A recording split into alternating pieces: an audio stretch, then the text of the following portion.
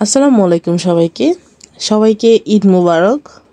রোজার মাসে অতিরিক্ত ব্যস্ত থাকার কারণে তেমন কোনো ভিডিও আপলোড করতে পারিনি। এটা ছিল শেষ রোজার দিন, যেদিন ভাইয়ার বাসায় আমাদের দাওয়াত ছিল। হ্যাঁ, সেদিন আমরা ভাইয়ার বাসায় ছিলাম, সবাই একসাথে ইফতার করলাম, দেন আবার বাসায় ব্যাক করলাম ঈদের জন্য। কারণ পরের দিন সকালে ছিল ঈদ, আর ঈদের জন্য অনেক অনেক প্রিপারেশন নিতে হবে, সেই জন্য বাসায় চলে আসলাম।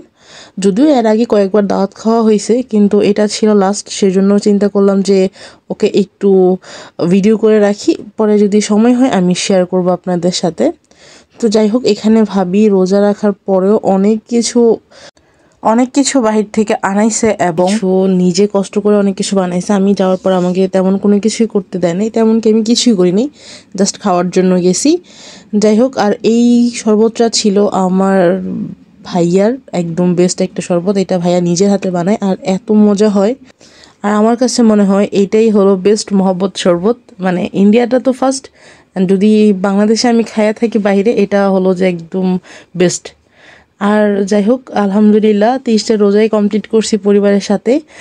এবং এটা তারপর আমরা ইফতার পরপরই আমরা বাহির হই বাসা থেকে, যে একটু সামান্য স্ন্যাক্স কিনবো বা চিপস এগুলো কেনার জন্য। তো আমরা ডিরেক্টলি স্বপ্নতে চলে যাই, ওখান থেকে কিছু কেনাকাটা করে আমরা বাসায় ব্যাক করি। দেন অনেক টায়ার্ড ছিলাম সেদিন, বেশি কিছু না করে ঘুমায় পড়ি। সকাল সকাল উঠতে হবে, পরের দিন ঈদ। তো সকালবেলা ঘুম থেকে উঠে প্রথমে একটু সেমাই খাইলাম, আর তারপর আমরা সবাই একসাথে সেমাই খাইছি। আর আপনাদের ভাইয়া তখন নামাজে চলে গেছিলো, আর পরে আমি রান্নায় ব্যাক করছি। তো এক চুলায় এক পাশে আমি চটপটি রেডি করতেছিলাম, আর অন্য পাশে আমি মাংস রেডি করতেছিলাম, যে সকাল সকাল রান্নাটা শেষ করে ফেললে আমার ঝামেলা কম হবে, বা সবাইকে খাবার দিতেও একটু কম কষ্ট হবে। আর এখানে আমি রান্না হালকা পাতলা শেষ করার পরে এখানে এসে একটু চটপটি খেলাম, কারণ চটপটিটা আমার খুব পছন্দের। এই রান্নার ফাঁকে একটু খেলাম হালকা পাতলা। তারপর লাস্টে ছিল পোলাওটা আমি নিজে করছি। আর এই যে হলুদগুলো দেখতেছেন, এটা কেউ আবার মনে করে না যে এখানে আমি হলুদ দিছি বা কোনো ফুড কালার ইউজ করছি, এরকম কোনো ব্যাপারই না। এখানে আমি জাস্ট গাজর দিছিলাম, যেটা চালটা ভাজার সময় আমি দিয়ে দিছি, যার কারণে এত সুন্দর একটা কালার আসছে।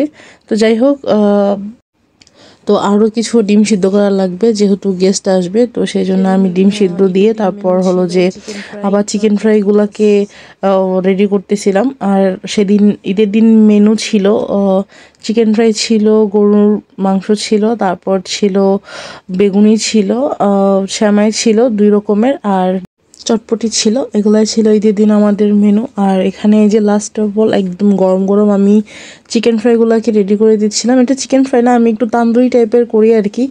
আর যারা আমার এই রেসিপিটা জানতে চান অবশ্যই কমেন্টস করবেন। আর আমার একটু তাড়াহুড়া ছিল, আমরা একটু বিকালবেলা বাহির হব। তো কেন বাহির হয়েছি আর কোথায় গেছিলাম অবশ্যই আপনাদেরকে জানাবো নেক্সট একটা ভিডিওতে। আর আপনাদেরকে আবারও ঈদ মুবারক। সবাই সুস্থ থাকবেন। আল্লাহ হাফেজ সবাইকে।